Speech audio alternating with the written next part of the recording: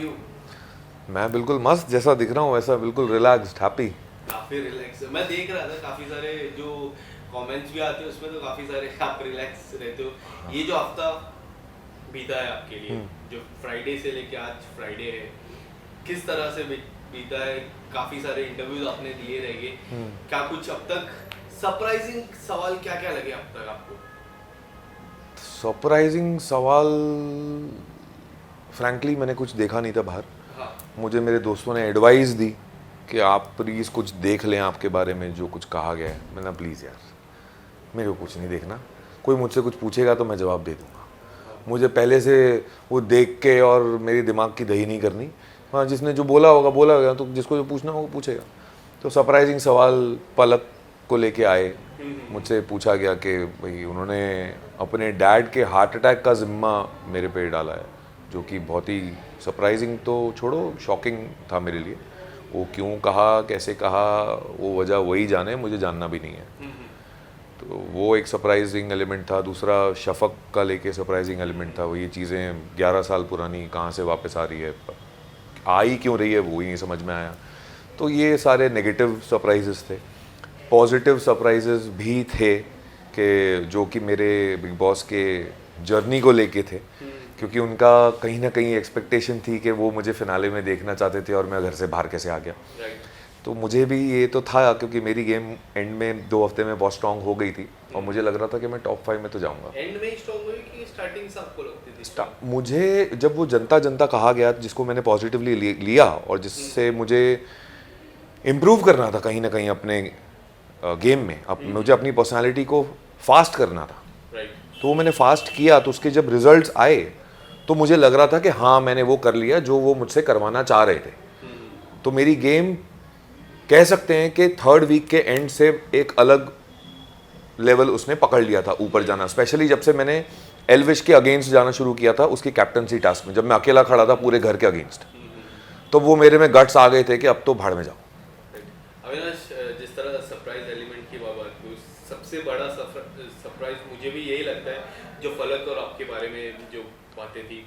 आप अगर कुछ बताना चाहोगे अबाउट, तो 11 साल पहले हम जब जाते हैं, हाँ। एक ही शो में काम करना, इट्स वेरी कॉमन थिंग। जो सोशल मीडिया है वो कितना इंपॉर्टेंट रोल प्ले करता है, क्योंकि आज के टाइम पे सोशल मीडिया हो गया और सबसे बड़ी बात जो रील्स हो गई, छोटे छोटे क्लिप्स जो पहले के जो क्लिप्स रहते हैं उसको अब ऐड करके और उसमें एक स्टोरी 30-40 सेकेंड्स की जो स्टोरी बनती है। सबसे पहले फलक की जो ये सब बातें आई थी, फलक की शफक की, हाँ करेक्ट, शफक की जो बातें आई थी, इस पे किस तरह रिएक्ट करने वाले? क्या रिएक्ट करूँ मैं, वो पता नहीं क्यों आई, कहाँ से आई, उसकी क्या डेप्थ है कुछ पता नहीं है। जो मेरा था, मैंने आपको पहले ही कहा है कि हम लोग दोनों एक शो में थे, बहुत अच्छे से वो शो शूट हुआ, हमारे टेलीफिल्म को सबसे ज़्यादा रेटिंग्स मिली, एक रोमांटिक टेलीफिल्म थी, हमने बहुत अच्छे से शूट किया बॉम्बे में भी और महाबलेश्वर में भी। और वो पूरी टीम कहीं ना कहीं 20-22 दिन के लिए एक साथ रह रही थी, हम सब एक दूसरे से बहुत क्लोज हो गए थे, and that's all about it. और उसके बाद मेरा शफक से कभी टच भी नहीं रहा, मतलब कोई हाई हेलो भी नहीं हुआ हम लोग। मुझे याद है एक स्टार परिवार अवार्ड्स के आफ्टर पार्टी में भी मिले थे, but we didn't speak much.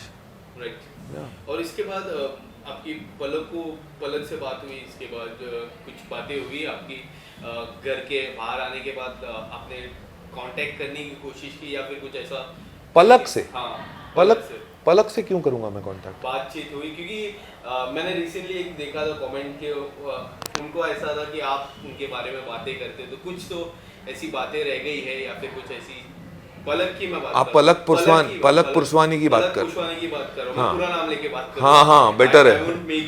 हाँ नहीं मैं कंफ्यूज नहीं हो रहा, मुझे ऐसा लग रहा है सवाल से कुछ कंफ्यूजन है। नहीं पलक पुरस्वानी नहीं मैं फोन ही क्यों करूंगा भाई पलक पुरस्वानी को, मेरे लिए वही इंपॉर्टेंट नहीं है, it's irrelevant, the topic is irrelevant. Okay, and what about फलक? फलक से बिल्कुल मेरी बात होती है। किस तरह बातचीत हुई, क्योंकि एक अधूरी चीज अंदर रह गई थी, हमने देखी थी। नहीं अधूरी नहीं बोलूंगा मैं उसे, वहीं से मिली थी मुझे, वो बिग बॉस के घर से ही मिली थी, वो फीलिंग वहीं की थी, वो रिश्ता वहीं से शुरू हुआ था। और कहीं ना कहीं मुझे अच्छा लगा कि मैंने उस घर के अंदर ही उसे बोल दिया था कि मुझे तुम अच्छी लगती हो। तो उसके बाद मेरी डेफिनेटली उससे बात होती ही रहती है, डे टू डे बेसिस में हम लोग चैट वाट करते ही रहते हैं। How you are looking forward, क्योंकि जो घर के अंदर हुआ था, मैंने पहले भी इंटरव्यू में काफी बार आपको कहा था कि मैच्योर लेवल काफी अच्छा दिखा आपका और फलक का। आप अभी ये जो रिलेशन है उसको किस तरह, how you are looking forward for this relation, friendship, then there are so many things. यार मैं इसे फ़िलहाल ज़बरदस्ती सिर्फ नाम देने के लिए नाम नहीं देना चाहता। और जैसे कि आपने कहा कि इसमें मेजॉरिटी बहुत है, मुझे, और मैं फ्रैंकली बोलूँ तो मेरा सबसे ज़्यादा में मुझे जो पॉइंट अच्छा लगा है वो यही लगा है कि वो मेजॉरिटी, वो अंडरस्टैंडिंग, कि यार उसके वजह से ना एक अलग ही कंफर्ट लेवल है हम दोनों के बीच में। हमें किसी को ज़बरदस्ती कुछ समझाने की ज़रूरत नहीं पड़ती कि यार ये क्यों हुआ, फिर आप समझाओ कि यार ये इसलिए हुआ क्योंकि ऐसी मेरी सोच थी। तो वैसे हमारे बीच में ऐसा कुछ है ही नहीं, अलग लेवल ही कंफर्ट लेवल है, कोई ऑकवर्डनेस, कोई डिस्कम्फर्ट है ही नहीं। So it's going on very smoothly. जो भी चीज़ें हो रही हैं ऑर्गेनिकली हो रही हैं, जो बिग बॉस के घर से शुरू हुई थी उसी पेस में अब हम निजी ज़िंदगी में आ गए हैं। तो हमारी निजी ज़िंदगी कंपेयर टू बिग बॉस की ज़िंदगी बहुत स्लो होती है, तो यहाँ थैंकफुली सब अपने हिसाब से स्लो चल रहा है। ओके, इसमें इस साल के जो OTT प्लेटफॉर्म की मैं बात करूँ तो सबसे ज़्यादा चर्चा दो चीज़ों को लेके हुई है। एक तो पहले यही थी यूट्यूबर्स वर्सेस टेलीविजन एक्टर, जिस पर आपने कमेंट भी किया है। आप किस तरह से देखते हो जब ये चर्चा हो जाती है? How would you like to react on it? यार उसमें मतलब ये चीज़ तो मेरे जहन में भी नहीं थी। ये जब चीज़ें बिग बॉस के घर में आई तब मेरे जहन में आने लगी कि अच्छा ऐसा बोला जा रहा है कि कंपेयर किया जा रहा है कि यूट्यूबर्स और एक्टर्स अलग। तो मेरा ये सोच है कि मैं उनकी रेस में हूँ ही नहीं। मेरी सोच ही अलग है, और मैं इस इंडस्ट्री में जब आया था तो मुझे करना कुछ और था, और मैं कभी अपने फॉलोअर्स के पीछे, फॉलोअर्स बढ़ाने के पीछे कभी भागा नहीं हूँ। वो आपने मेरी सोशल मीडिया से देखा ही होगा आज तक मुझे कि मैं ज़बरदस्ती ऐसा मैंने सोशल मीडिया पे अपने आप को कभी पोर्ट्रे नहीं किया कि जो मैं अपना रियल ना दिखूं। और मैं कभी ज़्यादा किसी भी प्लेटफॉर्म पे ज़्यादा एक्टिव रहा नहीं हूँ। मुझे ऐसा लगता है कि मुझे सोशल मीडिया पे एक्टिव रहने के लिए भी एक वजह चाहिए। तो जब सलमान सर ने भी मुझसे शो में पूछा था कि आप आज तक एक्टिव नहीं है लेकिन क्या अब आप रहेंगे, तो मैंने उन्हें कहा था कि यस मैं डेफिनेटली अब रहूँगा, क्योंकि मैं बिग बॉस में जब गया हूँ, जब मैंने इतना बड़ा प्लंज उठाया है तो मुझे सोशल मीडिया पे एक्टिव रहना पड़ेगा और मैं रहूँगा, क्योंकि वो भी मेरे काम का हिस्सा है। तो ये जो दो चीज़ें हैं यूट्यूबर्स और एक्टर्स, मैं उसे कंपेयर ही नहीं कर सकता, क्योंकि सर आपकी ज़िंदगी अलग है, आपकी टारगेट ऑडियंस कोई और है, हमारी सोच अलग है। हमें एक्टिंग से प्यार है, हम वो करते हैं, हमारे फैंस हमें देखते हैं, वो खुश होते हैं तो हम खुश होते हैं, हमारी टारगेट ऑडियंस कोई और है, तो उन दोनों का कंपैरिजन ही नहीं बनता। बट अविनाश, जिस तरह ये जो सिस्टम मैंने कई बार आपको ये पूछा है सिस्टम लेकिन एल्विश के आने के बाद कितना असलियत में कितना घर का सिस्टम हिला है? यार एक तो मेरे को पता नहीं था कि एल्विश यादव का ये जो सिस्टम वर्ड है उसके पीछे क्या चीज़ है और क्या उनकी फैंस ये बोलते हैं। तो जब उन्होंने मुझसे पहली बार कहा था कि भाई ये सिस्टम है, तो मैंने उनसे, जब हम लोग लड़ ही रहे थे, तो मैंने बोला यार मेरे को कुछ ये सिस्टम समझ में नहीं आता, जो बोलना है मुंह पे बोल। मुझे अभी भी याद है मेरी लाइन। तो मुझे एक्चुअली नहीं पता था, क्योंकि मैं कभी ज़्यादा यूट्यूब पे वीडियोस देखता नहीं हूँ, ना ही मैं रील्स देखता रहता हूँ सारा टाइम, नो डाउट। जबकि मेरा भी यूट्यूब पे एक छोटा सा चैनल है जो सिर्फ ट्रैवल बेस्ड है। जब मैं घूमने जाता हूँ तो मुझे ऐसा अच्छा लगता है कि मैं कुछ वीडियो शूट करूँ, खुद ही एडिट करता हूँ और अपने फैंस को दिखाने के लिए कि मैं यहाँ घूमने गया था, ताकि उनको मैं दिखता रहूँ कि मेरी निजी ज़िंदगी में मुझे क्या पसंद है, इसलिए मैं वो पोस्ट करता था। तो एल्विश के आने से डेफिनेटली वो एक वाइल्ड कार्ड एंट्री था, और एक वाइल्ड कार्ड को क्या करना चाहिए, उसमें वाइल्डनेस होनी चाहिए, वो उसने की है। तो बिल्कुल अपनी जगह पे वो खरा उतरा है, क्योंकि उसके आने के बाद घर के अंदर जो माहौल हुआ, भले वो मेरे साथ हुआ हो या फलक के साथ हुआ हो या जिया के साथ हुआ हो, क्योंकि स्टार्टिंग में तो उसके ये 3 टारगेट दिख रहे थे मुझे, मैं तो पहला टारगेट था। तो कहीं ना कहीं मैं ये कहना चाहूँगा कि वो अपने जगह पे बिल्कुल खरा उतरा है, और यू नेवर नो, इस बार वाइल्ड कार्ड ही जीत जाए। ऐसा कोई थंब रूल नहीं है कि वाइल्ड कार्ड नहीं जीत सकता, क्योंकि यूट्यूब ये इसके बिग बॉस के इतिहास में आज तक ऐसा नहीं हुआ है। क्या लगता है इतिहास पलटेगा, सिस्टम जीतेगा? भाई कभी कभी हो जाता है ऐसी चीज़ें उल्टी, और ये सीज़न मुझे ऐसा लग रहा है जिस हिसाब से एल्विश जा रहा है, और उसकी एक समझदारी का साइड भी मैंने देखा है कि वो इंसान बहुत ही समझदार इंसान है और बहुत ही ग्राउंडेड है। वो ना, उसमें वो गुरूर नहीं है कि मेरे इतने फॉलोअर्स और मेरा वो और मेरा चैनल और मैं तो ये, उसका गुस्सा आता है पर वो 2 घंटे में ठंडा भी हो जाता है और वो आके सॉरी भी बोल देता है। तो वो बहुत ही अच्छा इंसान, मुझे समझदार इंसान दिखता है, तो इस चीज़ की मुझे रिस्पेक्ट है। बट अभी जो जो कंपटीशन जो है अभिषेक मलान और एल्विश के बीच में, ये जो कंपटीशन है काफ़ी हाई है। बाकी जो 3 खिलाड़ी है वो अलग है, बट ये जो मेन कंपटीशन है टॉप 2 के रेस में, ये परफेक्ट कैंडिडेट ऑडियंस को लगते हैं।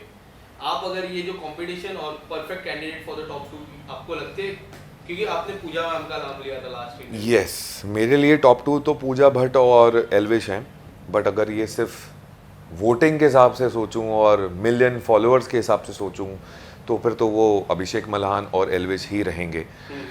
बट ऐसा नहीं होना चाहिए।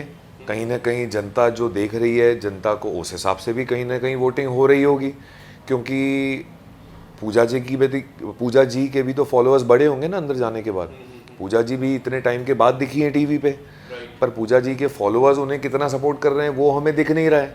और पूजा जी फिनाले में भी पहुंच गई हैं, तो कहीं ना कहीं उनके फॉलोअर्स भी उन्हें सपोर्ट कर रहे हैं, जैसे मैं उनका फॉलोअर हूँ, अब मैं उन्हें सपोर्ट कर रहा हूँ। तो देखते हैं यार, जो होगा we have to accept it, क्योंकि जनता असली बॉस है and we have to respect it. अब एविक्शन हुआ जिया का, ये एविक्शन के बारे में कितना डिजर्विंग था, कितना फेयर था आपके हिसाब से? क्या वो टॉप 5 के रेस में काबिल नहीं लगती आपको? क्या लगती है? यार काबिल तो मुझे लगती है। जैसे कि मुझसे जब सलमान सर ने पूछा था अविनाश क्या लगता है कौन एलिमिनेट होगा, तो मैंने मनीषा, क्योंकि मैं उसकी सिर्फ गेम देख रहा था।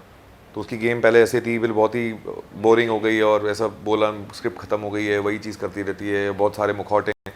तो मुझे लगा मनीषा को एक एलिमिनेट होना चाहिए, क्योंकि जनता भी देख रही है, जनता भी समझेगी। बट बात अगेन जब फॉलोअर्स पे आ जाती है तो फिर ये चीज़ें वैसी दिखती नहीं है। जिया भी डिज़र्व करती थी कहीं ना कहीं टॉप 5 में रहना, बट बात अगर फॉलोअर्स पे आ जाती है तो जिया भी बाहर आ गई।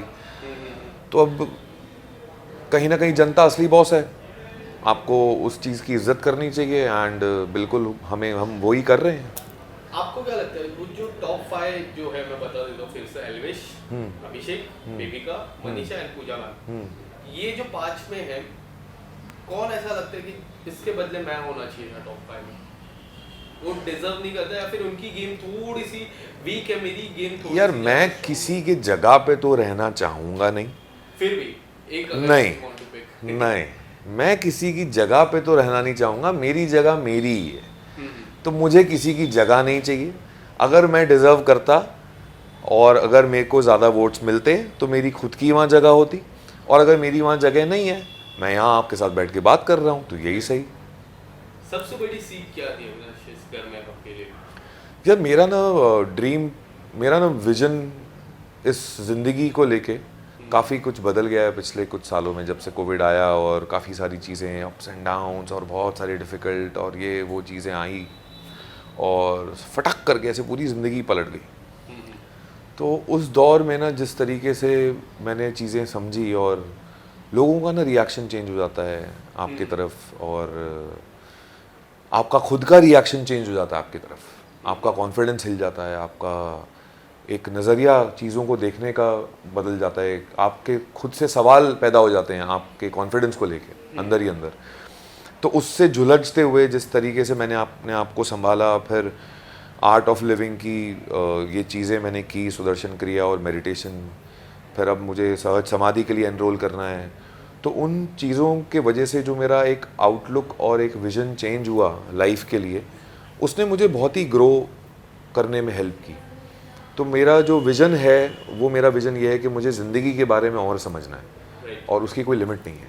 मैं जितना भी समझता जाऊँगा उतना कम ही पड़ेगा, क्योंकि मुझे सिर्फ इतना समझ में आ गया एंड में कि हैप्पीनेस से बड़ी कोई चीज़ नहीं है। भले वो आपकी काम के लेके हैप्पीनेस हो, या आपकी मेंटल हेल्थ को लेके हैप्पीनेस हो, या आपकी निजी ज़िंदगी को लेके हैप्पीनेस हो, happiness the end of everything. वो जो मेरा विजन था ज़िंदगी को लेके, जिसमें मेरे लिए हैप्पीनेस सबसे ज़्यादा इम्पॉर्टेंट है, अब वो चीज़ में मैंने 4 कदम और रख लिए हैं बिग बॉस के घर में जाने की वजह से। तो मैं बाहर निकला हूँ एक ब्रॉडर विजन के साथ। तो जैसे कि मैंने कहा, इसका कोई अंत नहीं है, लेकिन मैंने उस पर चलना शुरू कर दिया। अब एक आखिरी सवाल, अब आपका टॉप 3 और विनिंग मटेरियल कौन है उस घर का? यार मेरे टॉप 2 तो वही है, पूजा भट्ट और एल्विश। थर्ड कौन लगता है? थर्ड वो जो पोजीशन है यार लोग सेकंड को नहीं याद रखते यार, थर्ड को कौन याद रखेगा, तो थर्ड कोई भी हो क्या फ़र्क पड़ता है। लास्टली क्या लगता है कौन जीतेगा विनिंग? यार डिजर्विंग जो मुझे लगता है, जिन्होंने हर तरीके से बिग बॉस जो पर्सनालिटी शो है वो हर जगह समझ के खेला है, वो है पूजा भट्ट। बट रही बात, अगर जैसे कि मैंने कहा जनता असली बॉस है, वोट्स पे आ जाती है चीज़ें, और एल्विश भी मुझे स्ट्रांग दिखता है क्योंकि वो समझदार इंसान है, तो मुझे एल्विश भी नज़र आता है। Thank you so much. Thank you.